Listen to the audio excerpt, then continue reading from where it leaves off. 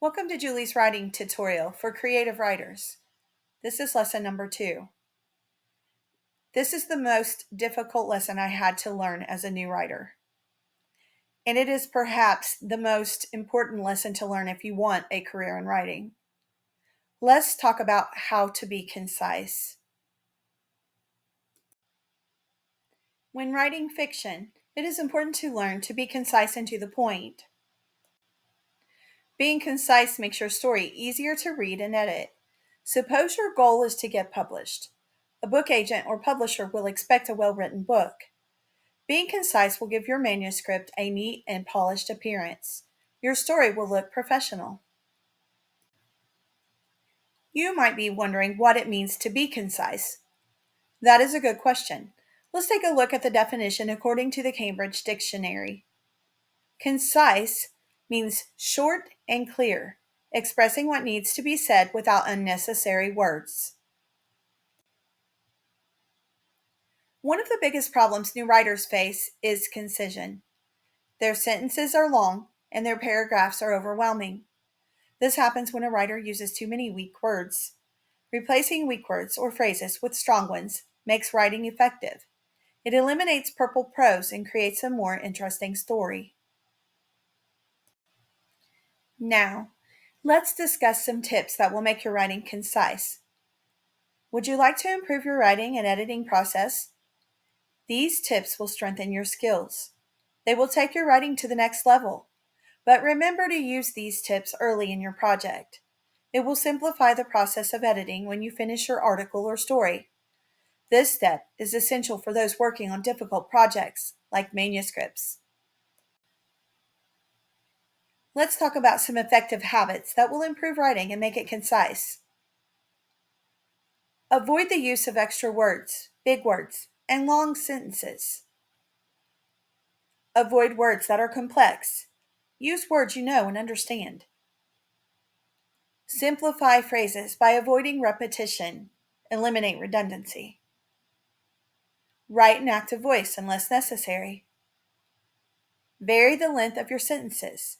Mix long and short ones to improve the flow. Avoid multi-word phrases that are better with a single word. These are known as nominalizations.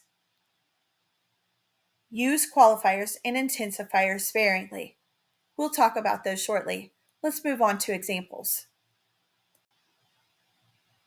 This is an example of a sentence that has too many words. It is complex, repetitious, and unclear. The ginormous size of that huge mountain is so big that I could spend hours drawing it on this beautiful and sunny day. A concise way to write this sentence would be the following. The size of that mountain is so big that I could spend hours drawing it on this beautiful day. See how the second sentence is more engaging for the reader now that it is clear? The problems with the first sentence are now much easier to see and understand. Let's fix this paragraph below. See, the second sentence is engaging and clear. The problems in the first sentence are now easy to see. Let's discuss the difference between active voice and passive voice.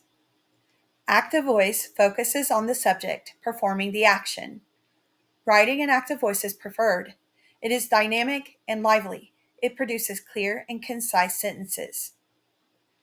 Passive voice highlights the action or the object receiving it. These sentences are longer. Writing in passive voice is used in formal and scientific writing. Here is an example of active voice versus passive voice. Remember to write in active voice. Passive voice would be, my dog got ran over by Dr. Bridges. Active voice would be, Dr. Bridges ran over my dog. Now let's move on to varying lengths of sentences. This sample paragraph will help you understand why it is important to vary the lengths of sentences. While eating his lunch, a bird swooped down and grabbed Ken's peanut butter sandwich from his lunch pail. Suddenly he shouted, "Help! I'll be hungry for the rest of the day if I have no food before going back to math class." Everyone in the park heard him and ran over to see why he was crying and shaking his fist at a tiny bluebird. Has he gone mad? Said Jet, laughing at the angry look on his purple face. Did you notice that the sentences in the paragraph seem to run together? There are many unnecessary words. This paragraph overwhelms the reader and lacks interest. Let's take a look at the second paragraph. Now, read the sample paragraph and take note of any differences from the one on the previous page. While eating his lunch, a bird swooped down and grabbed Ken's peanut butter sandwich. Suddenly, he shouted, "Help! I'm going to starve!" Everyone in the park heard it. They ran over to see why he was crying and shaking his fist at a bluebird. Has he gone mad? Asked Jet, laughing. As you can see, this paragraph is concise. I have mixed long and short sentences. I have taken out the unnecessary words. It flows well, and it's no longer overwhelming. The reader can maintain interest. Here are some examples of multi-word phrases that are better replaced with a single word. I love and admire deeply. The substitute word would be adore. The example phrase, I love and admire children deeply. Or you could just say, I adore children. State or assert as true. The substitute word would be affirm. Here's an example phrase. I state that it's true I love pie. Or you could just say, I affirm that I love pie. Refrain from doing something. A substitute word would be abstain. Here's an example phrase. I will refrain from eating before naps.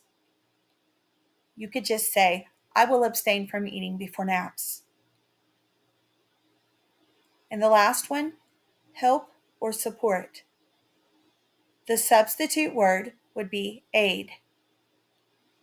Here's an example phrase. I will provide support to new families. Or you could just say, I will aid new families.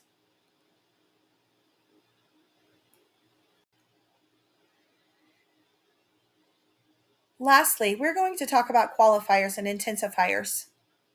Qualifiers are words or phrases that precede and modify an adverb or adjective. Qualifiers change the impression, intensity, frequency, or scope of the word or phrase. They lessen or weaken the impact of the sentence. It is important to remember that a heavy reliance on qualifiers is a sign of amateur writing. Intensifiers. Intensifiers are words or phrases that precede and modify a word or phrase. They magnify the impact of the sentence. So where qualifiers change the impression and weaken the impact of the sentence, intensifiers magnify the impact of the sentence. Here are some examples of qualifiers. Very, quite, rather, somewhat, more, most, less, least, to, so, just, enough, indeed, still, almost, fairly, pretty, even, a bit, a good deal, a little, a whole lot. Let's go over some examples of qualifiers in sentences now. Number 1, he is kind of smart. Kind of smart changes the impression of the sentence. He is kind of smart. Number 2, she is a little slow to be running a race. This sentence, it changes the intensity of the sentence. She is a little slow to be running a race. Number 3, that is a very odd time to read a book. Again, changes the intensity. Number 4, I'm a great deal slower than I thought. This gives an impression, changes the impression of the sentence. And number 5, I am fairly pleased he is going. It actually changes the scope of the sentence. This person is pleased he is going, but maybe not completely. Now let's move on. Here are some examples of intensifiers. The most common intensifiers are very, extremely, and incredibly, but there are many. You can find more intensifiers online. To take a look at the following: particularly, very, quite, rather, to, absolutely, super, to, bad, highly, totally, completely, especially, so, at all, really, utterly, and awful.